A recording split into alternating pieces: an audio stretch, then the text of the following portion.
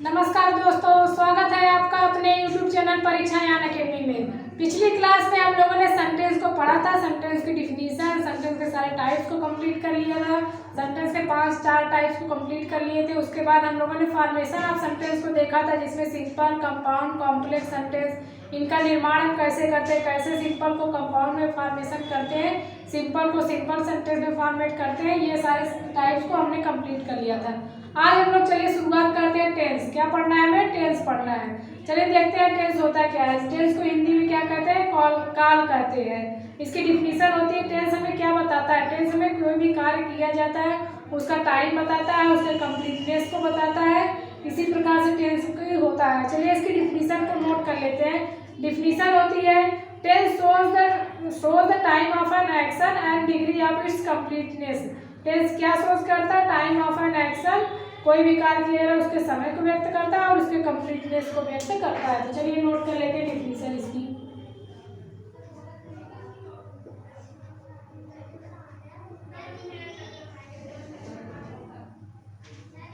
इसकी डिफिनीशन है tense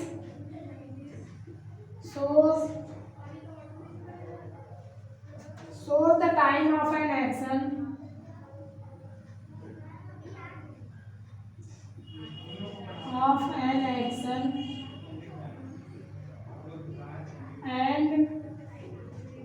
degree of its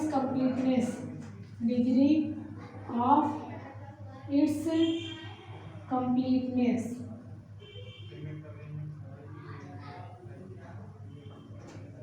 tense हमें क्या शोज करता है? Time of an action and degree of its completeness. मतलब कोई भी कार्य कब किया जा रहा है, उसका वो कब समाप्त हो रहा है, ये सारे हमें किसके द्वारा माध्यम पता चलते हैं? किसके माध्यम से? तो टेंस के माध्यम से हम पता करते हैं। अब देखते हैं टेंस हमें बताता क्या। टेंस हमें केवल 2 चीजें बताता है। टेंस हमें 2 चीजें बताता है, 2 बातें बताता है। वो क्या क्या है? टेंस हमें डिग्री ऑफ कंप्लीटनेस बताता है, टाइम ऑफ एन एक्शन। पहला है time of an action,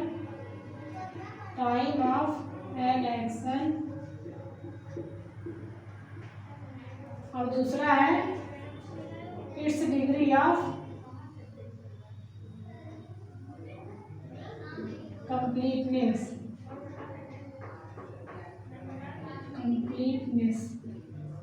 tense हमें क्या बताता है? केवल 2 चीजें बताता है। क्या बताता है? टाइम ऑफ एन एक्शन, कोई कार्य कब किया जा रहा है उसका समय बताता है, और डिग्री ऑफ इट्स कंप्लीटनेस बताता है। अब चलिए देख लेते हैं काइंड्स ऑफ टेंस। टेंस कितने प्रकार के होते हैं? चलिए नोट करते हैं काइंड्स ऑफ टेंस। टेंस के प्रकार। टेंस मुख्यतः 3 प्रकार के होते हैं। इसके कितने प्रकार होते हैं? 3 प्रकार होते हैं। कौन कौन से होते हैं उसे नोट कर लेते हैं। पहला है प्रेजेंट टेंस,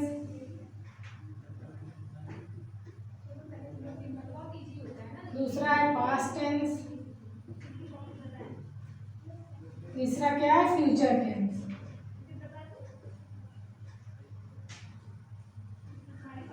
टेंस के कितने प्रकार होते हैं? टेंस के 3 प्रकार होते हैं। कौन कौन से? Present tense, past tense, future tense. और जितने भी टेंस हैं, जो भी 3 प्रकार के टेंस हैं, इन सारे टेंसेस को 4 प्रकार में बांटा गया है। अर्थात हम अगर पूरे टेंस को पढ़ेंगे, इन तीनों को मिला के हमें कितने टेंसेस को पढ़ना होगा? 12 टेंसेस को पढ़ना होगा। 4 टाइप इसके बनेंगे, 4 टाइप इसके बनेंगे और 4 टाइप इसके बनेंगे। तो चलिए नोट कर लेते हैं, देखते हैं कौन कौन से वो 4 टाइप्स बनते हैं। पहला है प्रेजेंट इंडेफिनिट और सिंपल प्रेजेंट इंडेफिनिट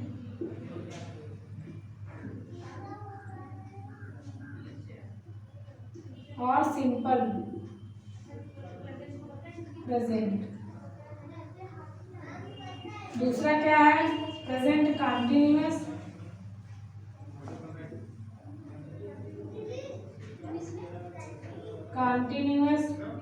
या इसका क्या, इसको दूसरा नाम क्या देते हैं? Perfect tense. अगला है प्रेजेंट परफेक्ट टेंस,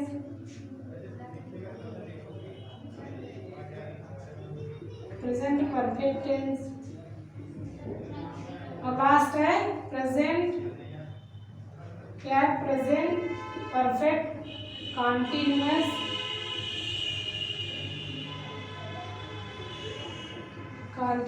टेंस। पहला क्या है, प्रेजेंट इंडेफिनिट या सिंपल प्रेजेंट टेंस, दूसरा है प्रेजेंट कॉन्टिन्यूअस या इसको हम क्या कहते हैं, इम्परफेक्ट टेंस भी कहते हैं, और तीसरा क्या है, प्रेजेंट परफेक्ट टेंस, और चौथा है प्रेजेंट परफेक्ट कॉन्टिन्यूअस टेंस। इसी प्रकार से ठीक जहाँ पे ये प्रेजेंट यूज हुआ है, यहाँ पे पास्ट यूज होगा, और वहाँ पे फ्यूचर सेम वही प्रकार होते हैं, बस थोड़ा सा चेंजिंग होता है। तो चलिए नोट कर लेते हैं। सिंपल पास्ट टेंस,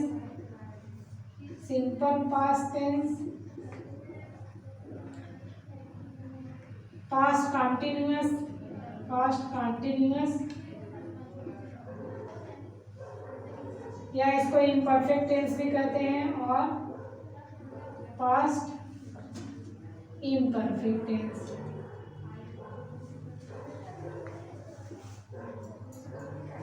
अगला है past perfect tense,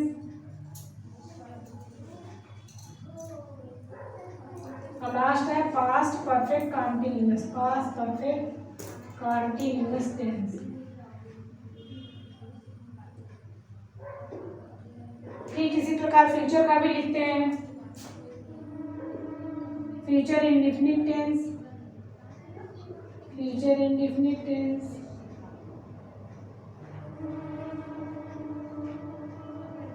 future continuous tense,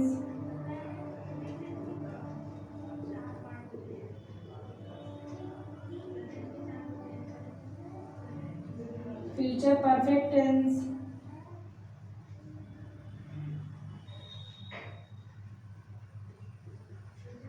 और अगला क्या है, future perfect continuous tense. Future perfect continuous tense. इसको देखिए समझ लेते हैं। सारे में वही चार टाइप्स बनते हैं। जितने भी तीन प्रकार के टेंस होते हैं उसके चार टाइप्स होते हैं। पहला है present indefinite tense, present continuous tense, present perfect tense, present perfect continuous tense.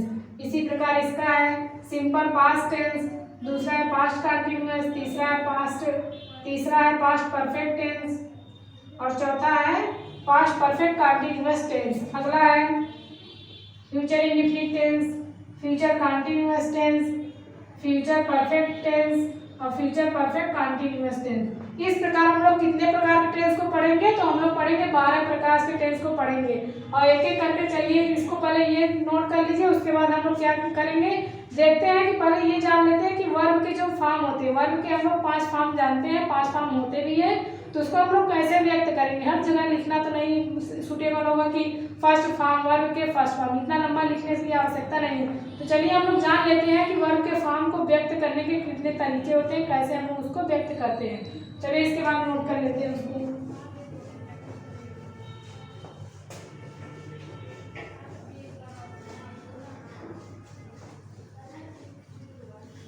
Verb के 5 फॉर्म होते हैं।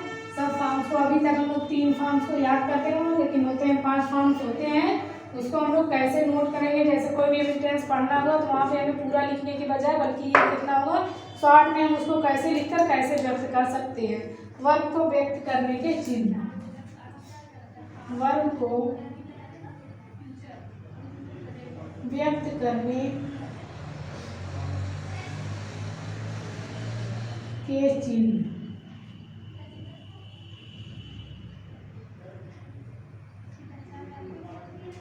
चलिए देखते हैं वर्ब को व्यक्त करने के कौन कौन से चिन्ह होते हैं। तो वहाँ पे नोट कर जैसे दिया है यहाँ पे verb first, verb 2, verb 3, verb 4, verb 5।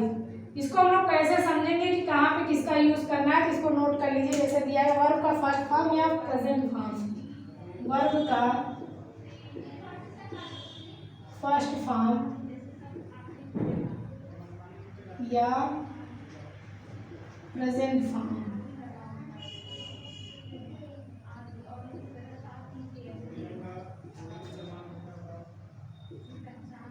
जहाँ पे V+V1 दिया रहेगा वहाँ पे हम क्या यूज करेंगे, वर्ब का फर्स्ट फॉर्म या प्रेजेंट फॉर्म यूज करते हैं। अब यहाँ पे क्या है, वर्ब का सेकेंड फॉर्म या पास्ट फॉर्म। अगला क्या देखेंगे, जहाँ पे वर्ब V3 दिया रहेगा वहाँ पे क्या यूज करेंगे, थर्ड फॉर्म या पास्ट पार्टिसिपल। थर्ड फॉर्म या पास्ट पार्टिसिपल।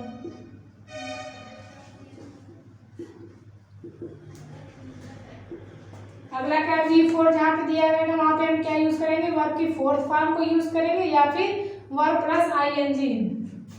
वर्ब की फोर्थ फॉर्म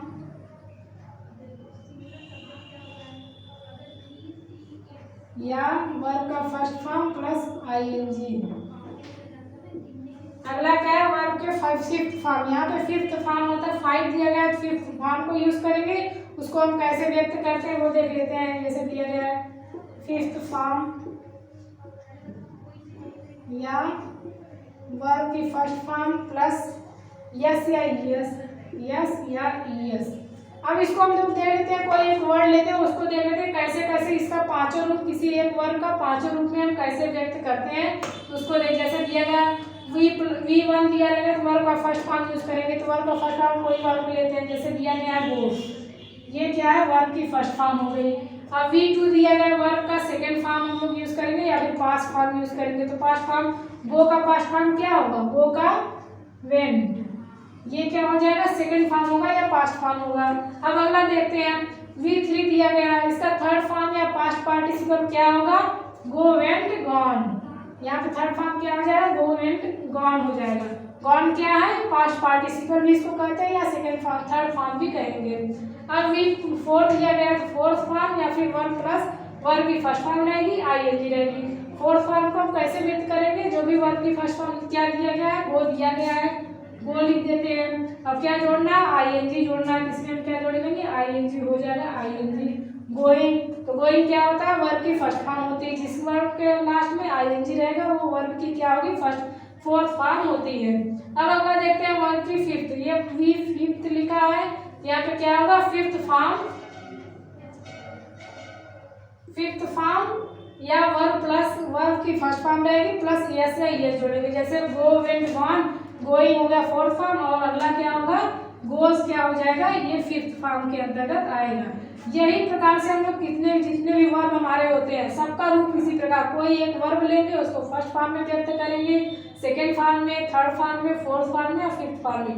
और इसको व्यक्त करने का चिन्ह यहाँ पे है, यही हम जहाँ पे यूज करेंगे आप लोग समझ जाइएगा कि यहाँ पे फर्स्ट फॉर्म का यूज हुआ है, सेकेंड फॉर्म का, थर्ड फॉर्म, फोर्थ फॉर्म और फिफ्थ फॉर्म का यूज हुआ है। अब चलिए इसके बाद हम लोग एक एक करके टेंसेस को पढ़ते हैं। चलिए पढ़ते हैं एक एक करके, एक एक टेंस को हम लोग पढ़ते हैं। पहला क्या स्टार्ट करेंगे, प्रेजेंट टेंस। पहला नोट करते हैं प्रेजेंट टेंस।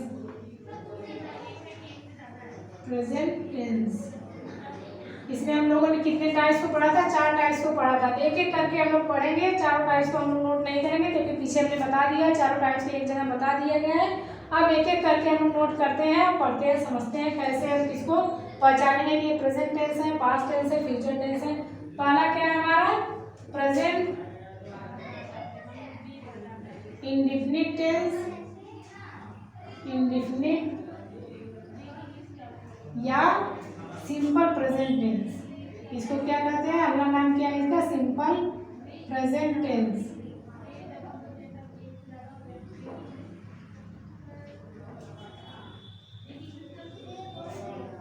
चलिए इसके फार्मूला को नोट करते हैं। इसको फार्मूला के माध्यम से हम लोग टेंस को पढ़ते हैं, आसानी होगी समझने में। फार्मूला हमारा क्या है, जैसे दिया गया है, सब्जेक्ट है, हर वाक्य में सब्जेक्ट होता है। फिर उसके बाद क्या होगा, यहाँ पे हम लोग 4 ऐसे बना लेते हैं। यहाँ पे लिखते हैं सिंगुलर, यहाँ पे लिखते हैं प्लूरल। अब इसका देखिए सब्जेक्ट दिया गया, ऊपर हम बना दिया सिंगुलर हो गया, नीचे क्या हो गया, प्लूरल हो गया। अब देखिए सिंगुलर के क्या साथ क्या यूज होता है, सिंगुलर के साथ वर्ब की फर्स्ट फॉर्म रहेगी प्लस यस या ईएस। और यहाँ पे क्या होगा, वर्ब की केवल फर्स्ट फॉर्म, अगर प्लूरल फॉर्म है तो वर्ब की केवल फर्स्ट फॉर्म यूज होगी। उसके बाद क्या यूज करेंगे, plus object, plus other verb. यहाँ पे देखिए समझ लेते हैं, जब भी प्रेजेंट इंडेफिनिट का फार्मूला क्या है, सब्जेक्ट दिया रहेगा उसके बाद हम लोग दो कॉलम बनाते हैं। पहला दिया गया सिंगुलर, अगर सिंगुलर है, एक सब्जेक्ट है, ये सिंगुलर है या प्लूरल है, ये डिपेंड किस पे करता है। सिंगुलर वर्ब कैसे हम यूज करेंगे, सब्जेक्ट के अनुसार। सब्जेक्ट अगर सिंगुलर है तो वर्ब की फर्स्ट फॉर्म में यस या यस जोड़ते हैं, और सब्जेक्ट अगर प्लूरल है तो वर्ब की केवल फर्स्ट फॉर्म यूज करने के बाद हम क्या यूज करते हैं, plus object plus other verb जो भी वाक्य में दिए रहते हैं। अब जैसे एग्जांपल दिया गया, एग्जांपल नोट करते हैं। इसका एग्जांपल है he goes to school, he goes to school. अगला एग्जांपल क्या है, you go to school, you go to school. अब यहाँ पे हम समझ लेते हैं, देखिए दिया गया यू गो टू स्कूल, ये सेम सेंटेंस है। तो आप स्कूल जाते हैं या फिर वह स्कूल जाता है, दोनों सेंटेंस वाक्य एक ही है, स्कूल जाने की बात की जा रही है। लेकिन हम कैसे क्लासिफाई करेंगे कि कौन सा सिंगुलर है, कहाँ पे प्लूरल, कौन से वर्ब में हम ये यस या यस लगाएंगे, कौन से वर्ब में नहीं लगाएंगे। तो हमने बताया है जब वर्ब सिंगुलर रहेगा, वी प्लस वर्ब की फर्स्ट फॉर्म रहेगी, यस या यस जोड़ेंगे। वर्ब क्या है हमारा, ही क्या है, ही सिंगुलर फॉर्म में आता है, तो यस या यस जोड़ेंगे। गो में क्या जोड़नी है, गोज जोड़ने। गोज कौन सा फॉर्म है, वर्ब की फिफ्थ फॉर्म होती है गोज। टू स्कूल, अब यहाँ पे देखें यू क्या है, यू प्लूरल है, इसके साथ क्या यूज करेंगे, वर्ब की फर्स्ट फॉर्म में यहाँ पे लिखा वर्ब की फर्स्ट फॉर्म गो की गो ही होती है, तो यहाँ पे इस प्रकार हम इसको फॉर्मेट करेंगे। अब इसके बाद चलिए देखते हैं अगला सिंगुलर, हम लोग समझ लेते हैं सिंगुलर कौन कौन से होते हैं, प्लूरल के अंतर्गत कौन कौन से वर्ब आते हैं। सिंगुलर और प्लूरल नोट कर लीजिए, वैसे सबको पता होना चाहिए सिंगुलर वर्ब कौन कौन से होते हैं, प्लूरल वर्ब कौन कौन से होते हैं, वो नोट कर लेते हैं। जैसे ही, सी, इट, कोई भी नेम्स हो गया, नेम्स जैसे राम, श्याम, लक्ष्मी,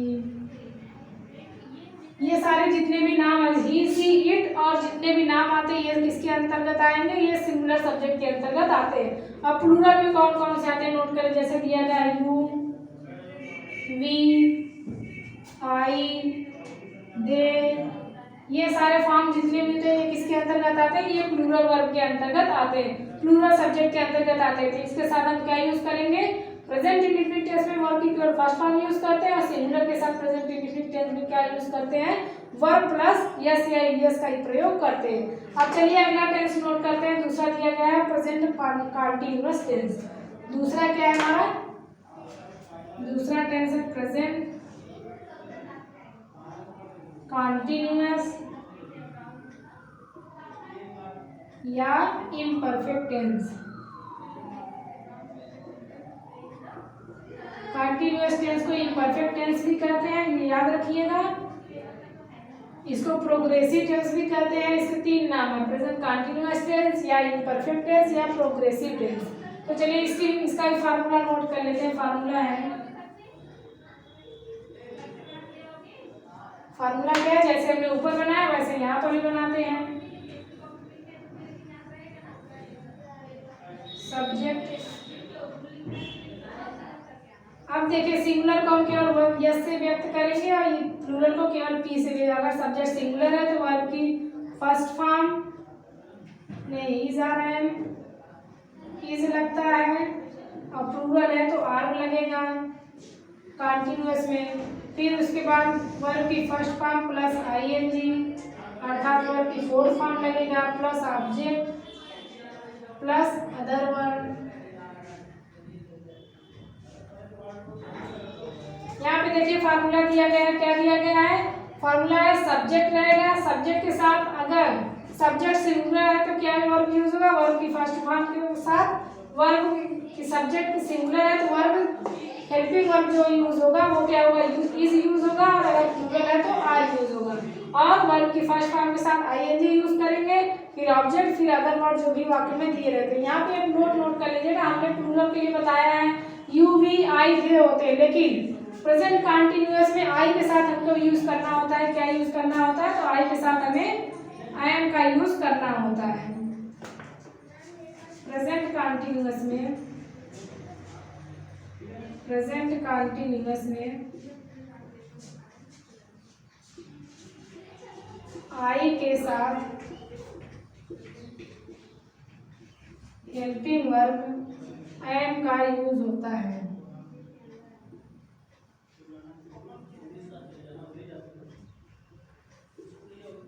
हमने क्या बताया है, फार्मूला क्या है, सब्जेक्ट रहेगा, सब्जेक्ट अगर सिंगुलर है तो इज यूज होगा हेल्पिंग वर्ब, सब्जेक्ट प्लूरल है तो आर हेल्पिंग वर्ब यूज होगा, उसके बाद वर्ब की फर्स्ट फॉर्म के साथ ING plus object plus other verb. और अगर यहाँ पे हमने बताया कि प्लूरल वर्ब में आई क्या होता है, वो प्लूरल था, लेकिन हमें यहाँ पे क्या है, प्रेजेंट कंटीन्यूअस में आई के साथ हेल्पिंग वर्ब क्या यूज होता है, आई एम का प्रयोग करते हैं। चलिए एग्जाम्पल को नोट कर लेते हैं। एग्जाम्पल दिया गया है जैसे I am singing a song, I am singing a song। दूसरा एग्जाम्पल क्या है, they are playing cricket, they are playing cricket।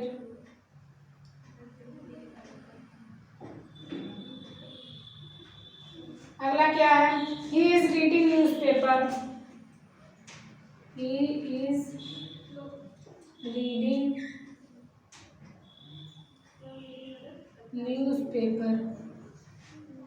अब यहाँ पे एग्जाम्पल के माध्यम से हम लोग समझ लेते हैं, हमने क्या बताया, ये फार्मूला दिया गया। आप देखिए आई के साथ क्या यूज हुआ, आई के साथ एम का यूज हुआ है, दे प्लूरल है इस वजह से इसके साथ क्या यूज करेंगे, आर का प्रयोग करेंगे, और ही सिंगुलर है इसके साथ हेल्पिंग वर्ब क्या यूज होगा, इज का यूज करेंगे, वर्ब के साथ आईएनजी फॉर्म का यूज हुआ, उसके बाद ऑब्जेक्ट अदर वर्ब का प्रयोग किया गया। अब चलिए इसके बाद कुछ ऐसे शब्द भी होते हैं जो प्रेजेंट कंटीन्यूअस फॉर्म उसका बनता ही नहीं, तो उसको नोट कर लेते हैं कौन कौन से वर्ड होते हैं। चलिए अब देखते हैं कुछ वर्ब ऐसे होते हैं जिनका प्रेजेंट कंटीन्यूअस नहीं बनता है, तो कौन कौन से होते हैं। कुछ वर्ब ऐसे होते हैं जिनका आईएनजी फॉर्म या फोर्थ फॉर्म नहीं बनता है, अर्थात प्रेजेंट टेंस में उसका कंटीन्यूअस टेंस में प्रयोग नहीं कर सकते, मतलब आईएनजी उसमें यूज नहीं कर सकते।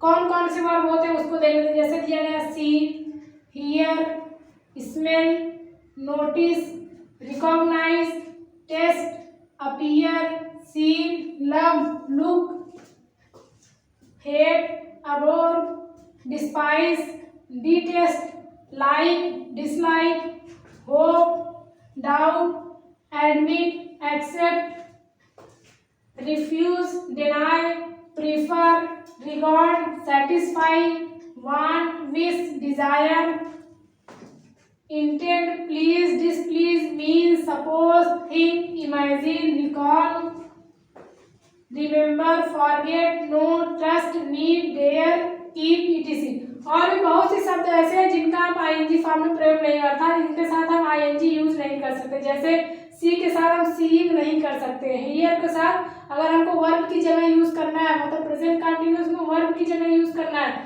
तो हम हियर यूज नहीं कर सकते, लेकिन इसका जीरन में प्रयोग कर सकते हैं। जीरन अर्थात नाउन के स्थान पर इसका हम आईएनजी लगा के उसको जीरन के रूप में प्रयोग कर सकते हैं, लेकिन वर्ब के रूप में अगर हमें प्रयोग करना हुआ तो ये प्रेजेंट कंटिन्यू मतलब कंटिन्यूअस टेंस में इसका प्रयोग नहीं होगा। जैसे लव का लविंग नहीं होगा, सी हेट का हेटिंग नहीं हो सकता, स्मेल का स्मेलिंग नहीं हो सकता, नोटिस का नोटिसिंग नहीं हो सकता, डिटेस्ट का डिटेस्टिंग नहीं हो सकता, लाइक का लाइकिंग नहीं हो सकता, फॉरगेट का फॉरगेटिंग नहीं बन सकता। वर्ब की जगह इनका प्रयोग हम नहीं कर सकते, मतलब आईएनजी रूप में नहीं कर सकते। जहाँ भी देखिए ये दिखेगा वो सेंटेंस अक्सर गलत माना जाता है, क्योंकि इनका वर्ब कभी भी कंटीन्यूअस फॉर्म में बनता ही नहीं है।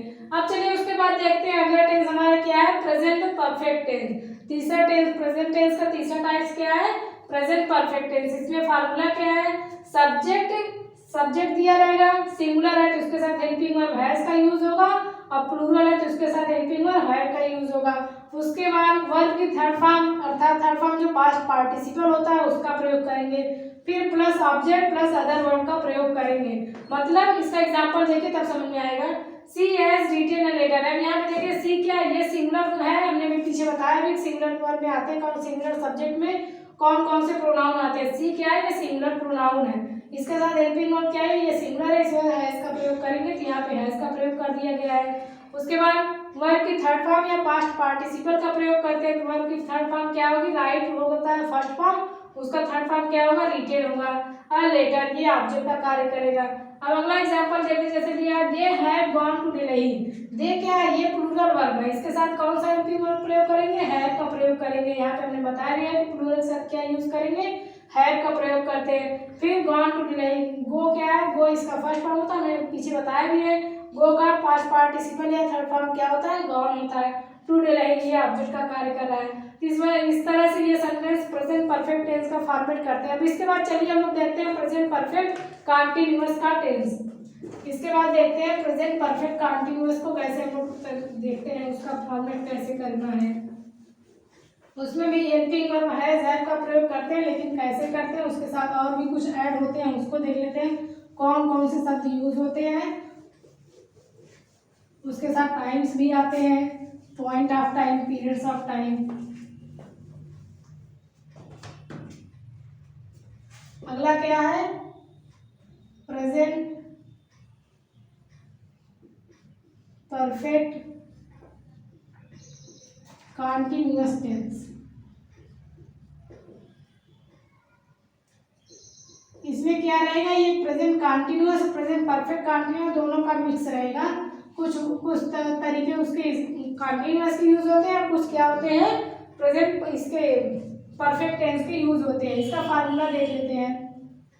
फार्मूला है जैसे दिया गया है, सब्जेक्ट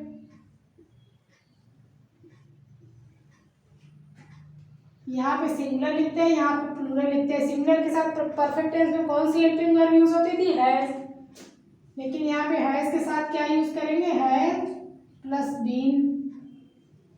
यहाँ पे बीन हेल्पिंग वर्ब बढ़ जाता है। अब यहाँ प्लूरल के साथ क्या यूज करते हैं, हैव का प्रयोग करते हैं, इसके साथ भी बीन का प्रयोग बढ़ जाता है। फिर उसके बाद क्या यूज करेंगे, वर्ब की थर्ड फॉर्म यूज करना करके, बल्कि क्या यूज होता है, वर्ब का फोर्थ फॉर्म यूज होता है। वर्ब का फोर्थ फॉर्म मतलब वर्ब प्लस आईएनजी, प्लस क्या यूज होगा, प्लस ऑब्जेक्ट का प्रयोग करेंगे,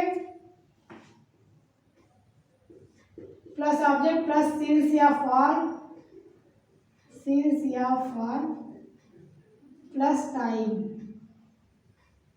इसका फार्मूला देख लीजिए, थोड़ा बड़ा है, इसको समझ लेते हैं। फार्मूला सब्जेक्ट दिया गया है, सब्जेक्ट के देखेंगे सिंगुलर है या प्लूरल है। अगर सिंगुलर है तो हैज प्लस बीन का प्रयोग करेंगे हेल्पिंग वर्ब, अगर प्लूरल है तो हैव प्लस बीन का प्रयोग करेंगे हेल्पिंग वर्ब। उसके साथ वर्ब की कौन सी फॉर्म यूज होगी, फोर्थ फॉर्म, अर्थात वर्ब प्लस आईएनजी का प्रयोग करेंगे। फिर ऑब्जेक्ट का, और उसमें देखते हैं प्रेजेंट परफेक्ट कंटीन्यूअस टेंस में टाइम दिया रहता है। कौन से टाइम, दो प्रकार के टाइम दिए होते हैं, पॉइंट ऑफ टाइम और पीरियड ऑफ टाइम। तो यहाँ पे देखिए सिंस और फॉर का प्रयोग करते हैं, प्लस टाइम का प्रयोग। देखते हैं सिंस और फॉर का प्रयोग कहाँ पे करते हैं। सिंस का जैसे पीरियड ऑफ टाइम दिया गया है, पीरियड ऑफ टाइम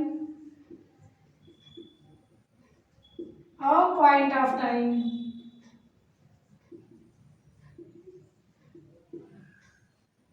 इसको देख लेते हैं, पीरियड ऑफ टाइम के साथ क्या प्रयोग होता है, तो इसके साथ प्रयोग होता है फॉर, और पॉइंट ऑफ टाइम के साथ क्या प्रयोग होगा, सिंस प्रयोग होगा। एग्जाम्पल देख लेते हैं, जैसे दिया गया है, एग्जाम्पल है she has been reading a novel since morning. She has been reading a novel since morning। यहाँ पे देखिए एग्जाम्पल दिया है, she has been reading a novel since morning. यहाँ पे हमने सिंस का प्रयोग किया है, क्यों किया, क्योंकि मॉर्निंग क्या है, पॉइंट ऑफ टाइम के अंतर्गत आएगा। और हेल्पिंग वर्ब देखिए, सी क्या है, सिंगुलर हेल्पिंग, सिंगुलर प्रोनाउन है, तो उसके साथ हेल्पिंग वर्ब हैज का प्रयोग हुआ है, हैज के साथ बीन प्लस वर्ब की fourth form plus object plus since या फॉर प्लस वो टाइम दिया गया है। सिंस क्या है, पॉइंट ऑफ टाइम है, इस वजह से इसके साथ मॉर्निंग क्या है, पॉइंट ऑफ टाइम है, इस वजह से इसके साथ क्या यूज करेंगे, सिंस का प्रयोग करेंगे। अब चलिए देखते हैं पॉइंट ऑफ टाइम और पीरियड ऑफ टाइम के अंतर्गत कौन कौन से, कैसे हम जानेंगे कि ये पीरियड ऑफ टाइम है और पॉइंट ऑफ टाइम है, तो उसको देख लेते हैं एक एक करके। चलिए देखते हैं यूज ऑफ सेंस। सिंस का प्रयोग हम कहाँ कहाँ करते हैं, ये पॉइंट ऑफ टाइम है, पॉइंट ऑफ टाइम और टाइम।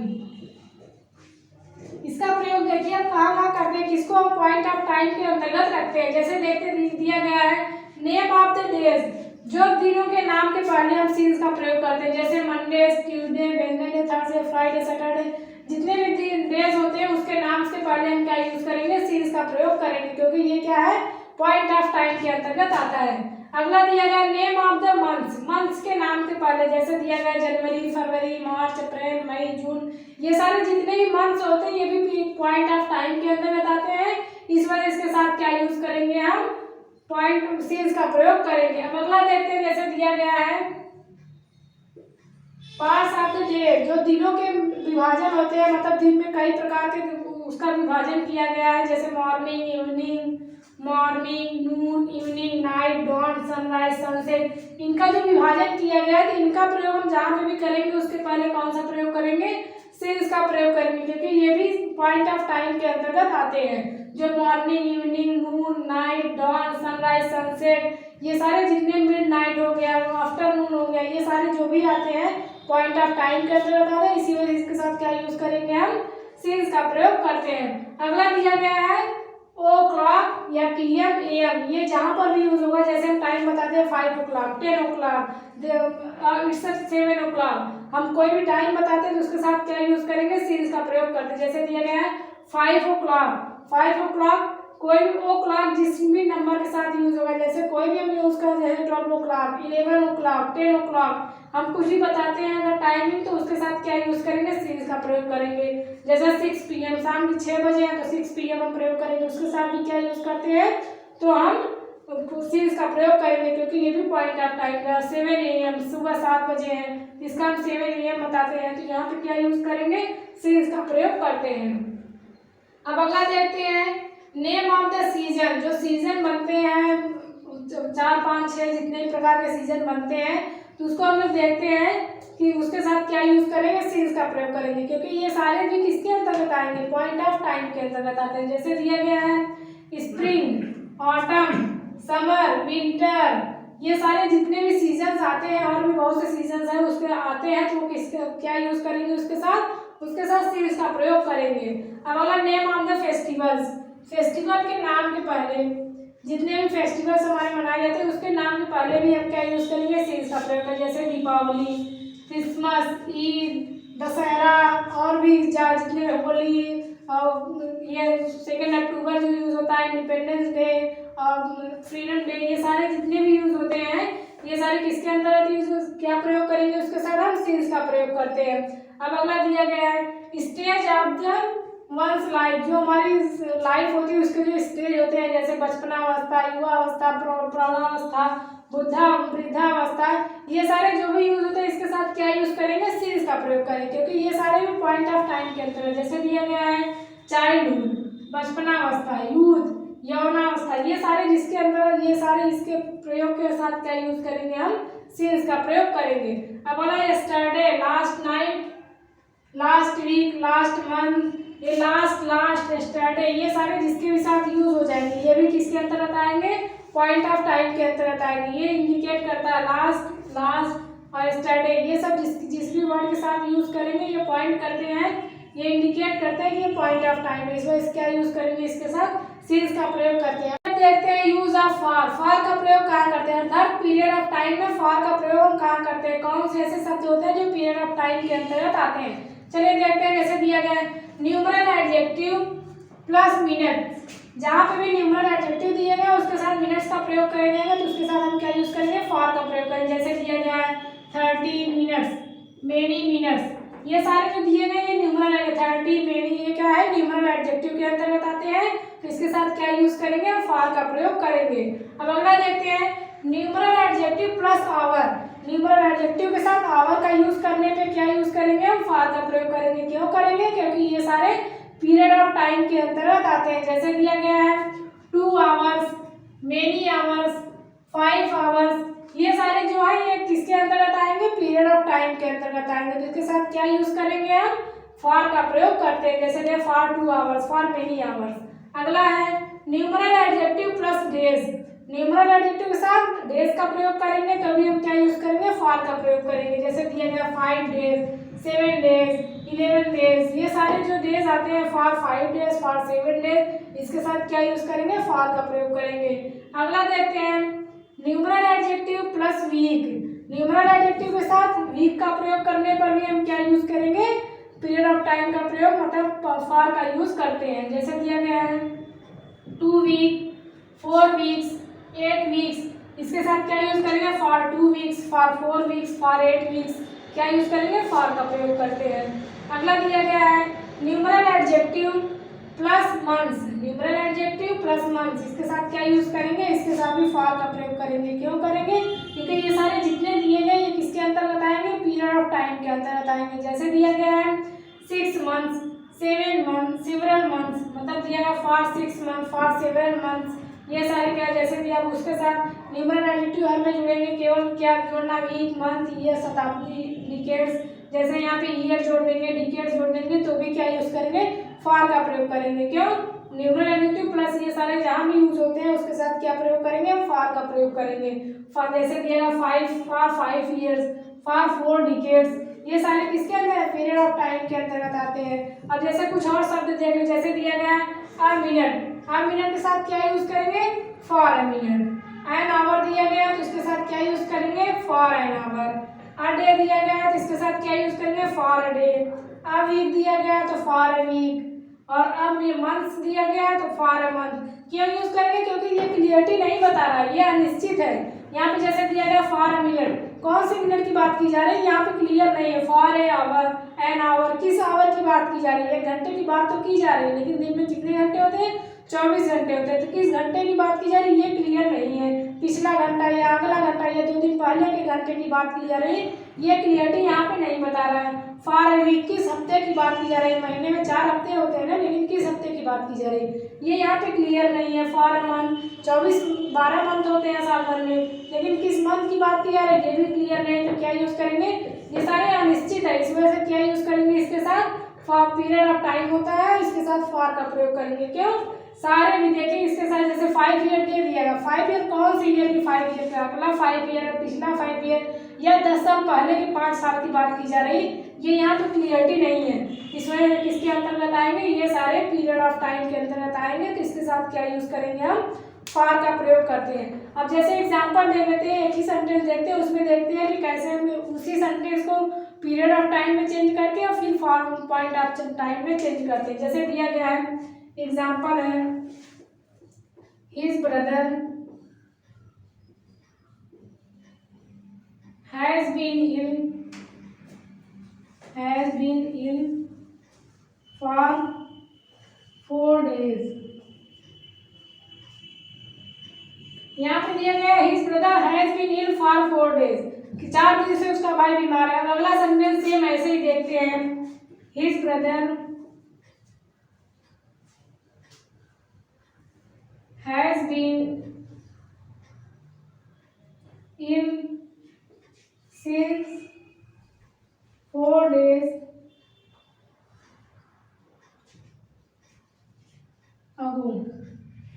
यहाँ पे देखिए हमने फॉर का प्रयोग किया हुआ है, यहाँ पे सिंस का प्रयोग किया। क्यों किया है इसको समझते हैं। His brother has been ill for 4 days, वो 4 दिन से उसका भाई बीमार है, लेकिन ये नहीं क्लियर है कि कौन से 4 दिन की बात की जा रही है, तो पिछला 4 दिन या अगला 4 दिन, इसकी कोई क्लियरिटी यहाँ पे नहीं है। तो इसके साथ क्या यूज करेंगे, हम फॉर का प्रयोग करेंगे, क्योंकि वो क्लियर नहीं है, वो निश्चित नहीं है। अब अगला sentence, his brother has been ill since 4 days ago, उसका भाई 4 दिन पहले से बीमार है। यहाँ पे अगो जो यूज हो चुका है, ये क्लियर बता दे रहा है कि पहले की बात की है, जो बीता हुआ 4 दिन है उसकी बात की जा रही है। तो इसके साथ क्या यूज करेंगे, हम सिंस का प्रयोग करेंगे। अभी हमने सिंस के यूज में बताया भी, सिंस के यूज में बताया है लास्ट, यस्टरडे या अगो, जहाँ पर भी आते हैं वो क्या दर्शाते हैं, वो पॉइंट ऑफ टाइम को दर्शाते हैं। तो उसके साथ क्या यूज करेंगे, हम सिंस का प्रयोग करते हैं। यहाँ पे भी ये क्लियर बता दे रहा है तो पिछले 4 दिन की बात कर रहा है, लेकिन फॉर वाले में क्लियर नहीं बताया कि कौन से 4 दिन की बात कर रहा है। तो यहीं पे आज का हमारा प्रेजेंट टेंस समाप्त होता है। इसके बाद हम लोग पढ़ेंगे पास्ट टेंस और फ्यूचर टेंस को पढ़ते हैं। तो चलिए, अगर आपको कोई भी डाउट हो इससे तो आप कमेंट बॉक्स में पूछ सकते हैं। यदि आपको हमारा चैनल पसंद आए तो हमारे चैनल को लाइक करें, सब्सक्राइब करें। धन्यवाद।